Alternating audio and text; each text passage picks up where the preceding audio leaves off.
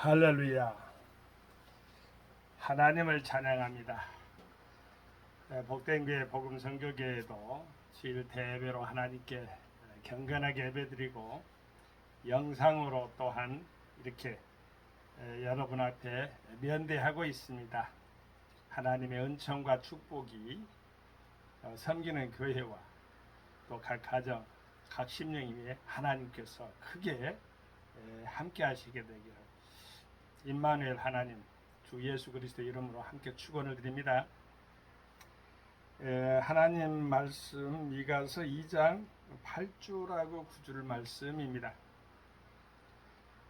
근래 내 백성이 대적같이 일어나서 전쟁을 피하여 평안히 지나가는 자들의 의복 중 겉옷을 벗기며 내 백성의 부녀들을 너희가 그 즐거운 집에서 쫓아내고 그 어린 자녀에게서 나의 영광을 영영히 빼앗는도다. 오늘 본문 말씀에 보면은 그 말씀 속에 이제 이렇게 대화를 나누겠지만 나그네가 먼저 나오고요, 과부가 나오고 고아가 나옵니다. 대화하다 보면 이제 만나게 됩니다. 어느 학자가 오늘 본문 말씀 2장에 있는 말씀을 근거로 그거에서 조그마한 아름다운 그런 그 문장을 남겨놨는데 제가 한번 읽어드리겠습니다. 힘 있는 사람들은 그 힘을 사용하려 한다. 만일 보다 약한 사람을 돕는 식으로 그 힘을 사용한다면 매우 바람직한 일이다. 하지만 불행하게도 제 본성을 가진 인간들은 그 힘을 악하게 사용하려는 경향이 있다. 그래서 힘 있는 자들은 남의 재산과 땅을 탐내어 그것을 불법으로 빼앗고 취한다. 그런 과정에서 불법을 자행하며 정의를 짓밟는다. 그래서 미가는 이런 행동을 강력히 비난했다. 주님께서 옛 유다에서 기대하셨던 정의는 오늘날 우리에게서 기대하시는 정의와 같은 종류일 것이다. 신약 성경은 탐욕에 대해서 신자들에게 강력히 경고한다. 에베소서 5장 5절하고 야고보서 4장 1절 말씀을 참고하십시다.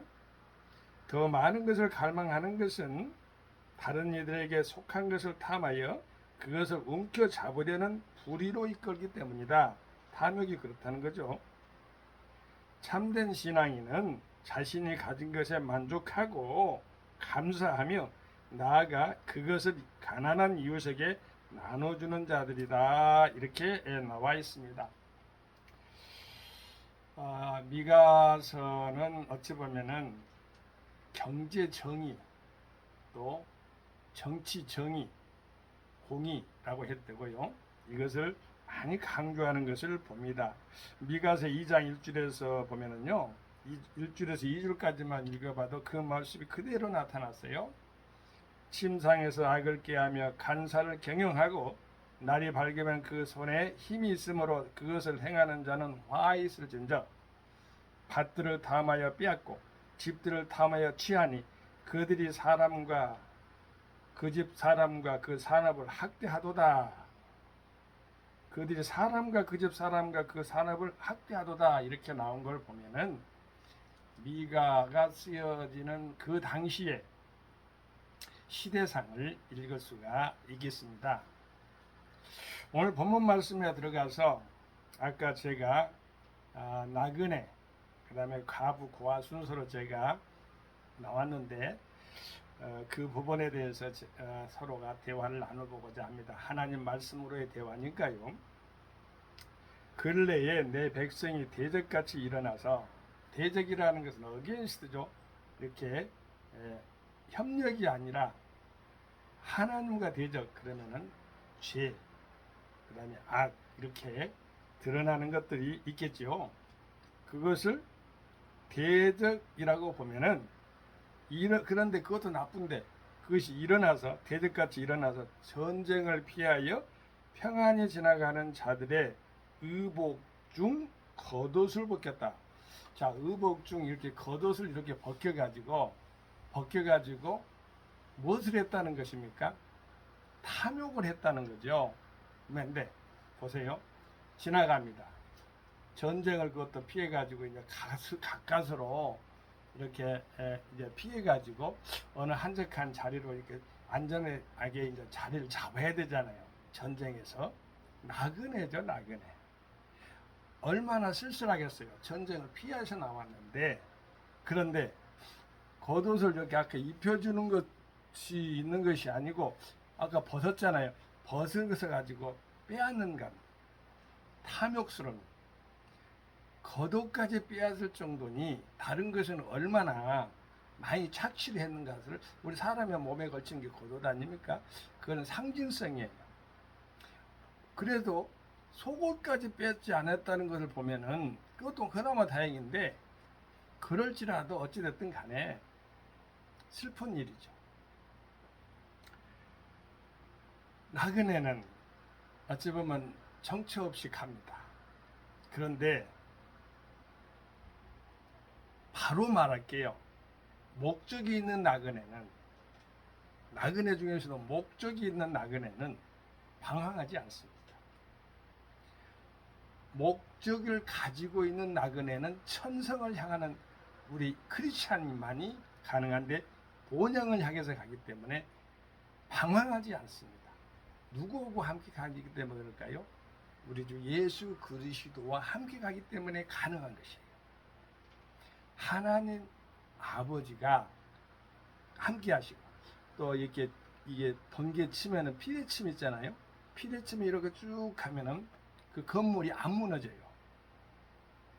피난처가 있다. 비, 눈비 오거나 폭우 치면은 숨어 이렇게 해서 몸을 피할 수 있는 것. 피난처가 되시는 하나님의 나라. 우리 주 예수님 함께 하시니 우리는 걱정이 없는 거예요. 믿음으로 바라보는 눈, 복 있습니다. 보지 않고 믿는 것, 복 있다고 그랬잖아요. 하나님 말씀 속에서 믿음으로 승리하게 되기를 바랍니다. 하나님 말씀 가운데 또한 두 번째로 나타나는 것이 힘없고 나약하고 연약하고 이것을 갖다가 부녀들이 다 힘없고 나약하고 연약한 건 아니에요. 근데 성경서에 보면은 내 백성의 부녀들을 너희가 그 즐거운 집에서 쫓아내고 그랬으니까 쫓김을 당한 자 어찌 보면은 능동이 아니라 수동적으로 고난과 역경을 겪는 자가 바로 부녀로 나왔으니까 다른 표현을 하면은 가부가 되겠습니다. 자, 이 세상에서 가부들이 많아요. 하나님은 안 믿는 건 모두 다 가부고요. 남자들도 하나님을 모르면은 신부가 되지 못해요. 예수 신랑이기 때문에. 근데 예수 신랑 가운데 만나서 결혼해서 항상 믿음 생활, 기쁨의 생활 하는 것이 교회 생활인데 그게 천국 생활이에요. 근데 우리가 예수 신랑 딱 말하면은 결혼관을 가지는데 남녀가 결혼해 본 사람 알지만은 서로 떨어지지 않으려고 하는 거예요.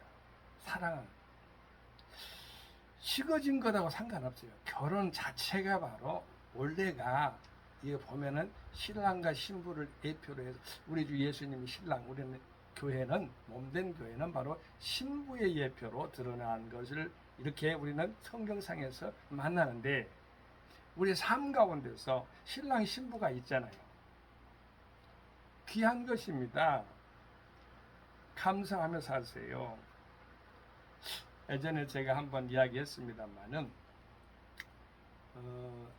돌아가셨어요. 김의한 우리 제가 존경하는 교수님인데 송신대학교 총장님까지 하셨어요.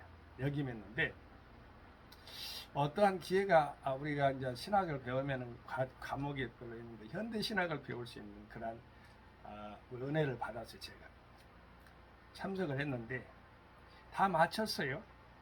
책거리를 한다는 그것은 바로 제자들이 스승한테 이렇게 하는 거예요. 그런데 마쳤는데 그날에 따라서 들어오셔가지고 그분은 어찌 보면 그런 아마 이벤트성 그런 아주 그냥 그 제자들에게 아주 섬기는 것을 잘 하시는 우리 제가 만나는 스승 가운데는 그렇습니다. 제 스승이기도 합니다. 김우한 총장님 그 감옥 중에서 만났지만은 대화하면서 식사도 같이 하면서 하는데 참 겸손하십니다. 그런데 제가 하나 더 그때 이제 그 이야기는 이제 감사 이야기인데요.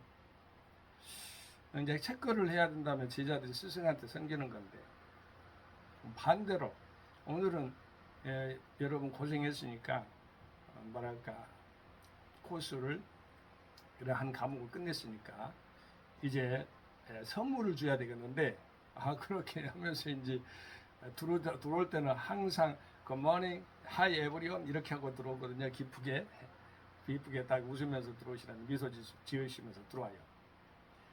그날따라 딱 서가지고 마지막 날인데 좀 우리 보면 좀 아쉽기도 하고 그런데 선물을 준다고 하는데 들은 것이 아무것도 없어요.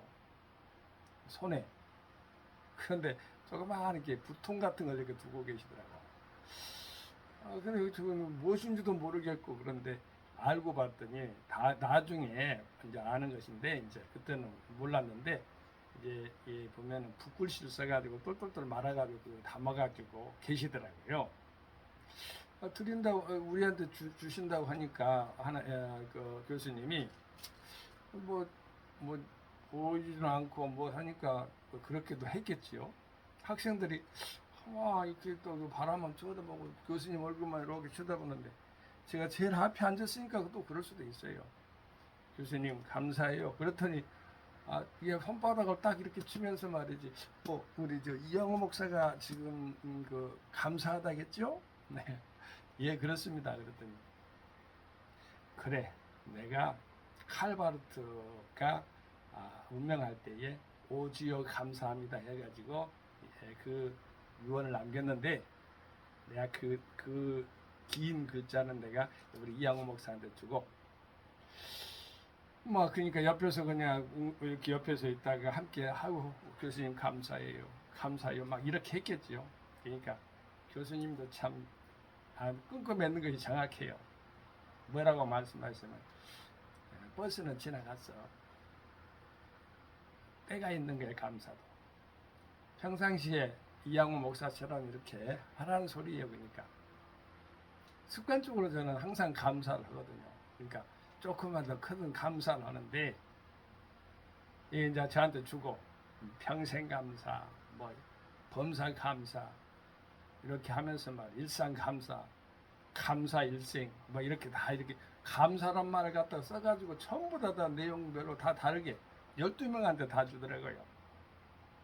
꼭 예수님 12제자 같아요.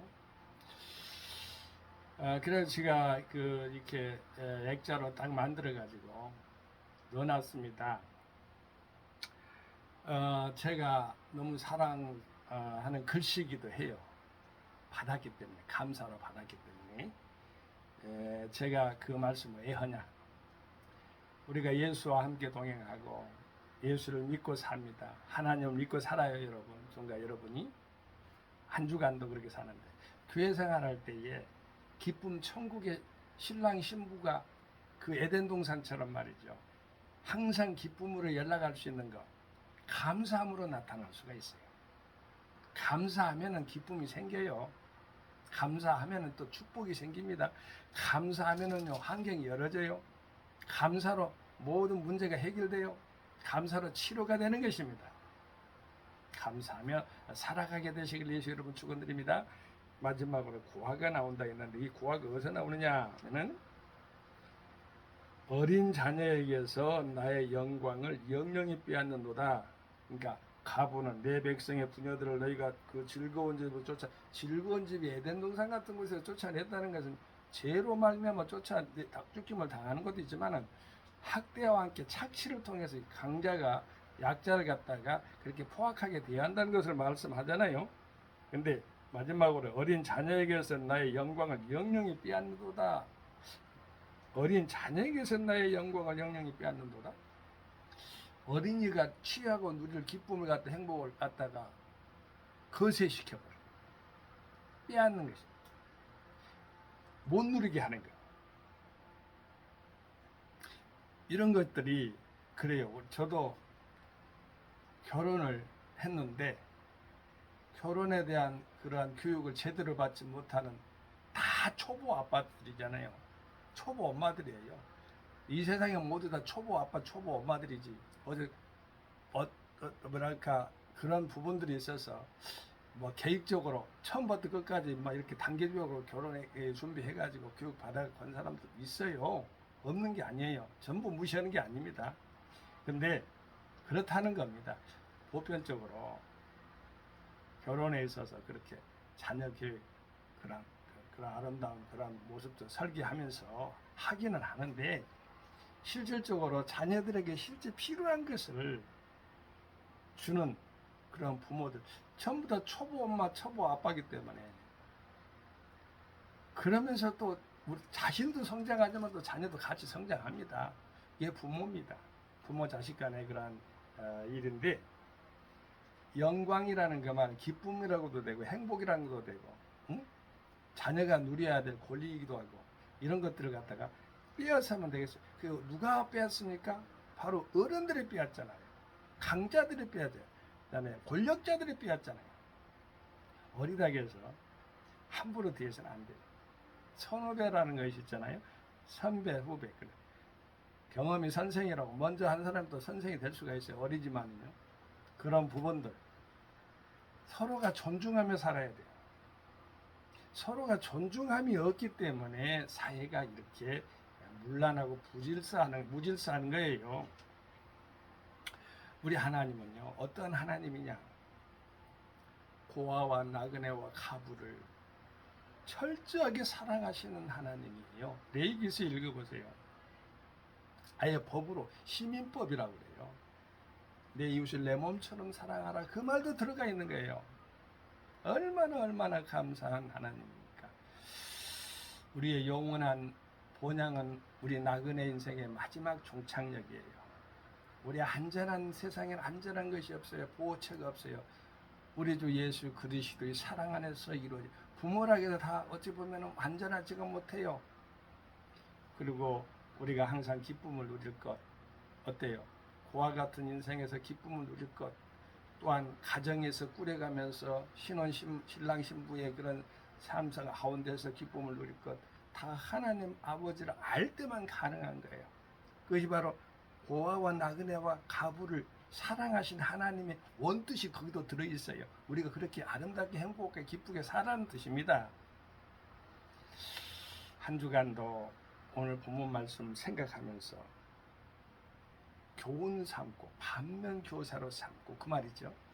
오늘 본문 말씀은 어찌 보면 이루어지지 않게 되길 바라요. 그런데 역설적이란 말이 있잖아요. 하나님 말씀 가운데서 우리가 나그네 같은 인생도 목적 있는 나그네, 가부 같은 인생도 예수 신랑을 만나는 그런 기쁨, 문제 해결이잖아요. 고아 같은 인생 가운데 쓸쓸한 것, 나그네 같은 우리 인생 가운데서도 홀로 있는 것처럼 생각하는 고독한 삶 가운데서도 우리 하나님을 만나는, 동행하는 임마누엘 하나님을 만나는 그러한 삶. 오늘 본문 말씀 읽고 제가 마무리하고 마치겠습니다. 근래 내 백성이 대적같이 일어나서 전쟁을 피하여 평안히 지나가는 자들의 의복 중 겉옷을 벗기며 내 백성의 부녀들을 너희가 그 즐거운 집에서 쫓아내고 그 어린 자녀에게서 나의 영광을 영영히 빼앗는도다. 영영히 빼앗으면 되겠어요? 순간적으로 줬다가 뺏는 것도 아니고 영영히 빼앗는 아주 악독한 것이죠. 어린애들의 영광을 그렇게 함부로 해서는 안 돼요. 감사합니다. 여러분 사랑합니다. 한 주간도 하나님의 사랑 안에서 예수 안에 큰 승리를 이루게 되기를 주님의 이름으로 축복합니다. 아멘. 오늘 미가서는요 어떤 것을 우리에게 들려주고 있느냐?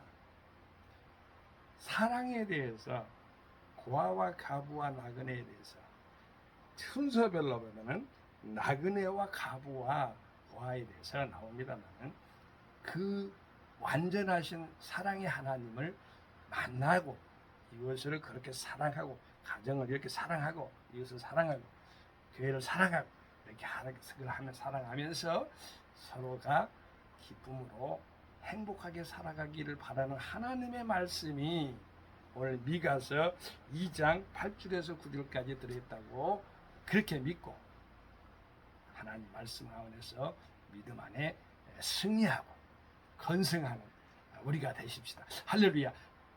선교 샬롬. 아멘. 감사합니다.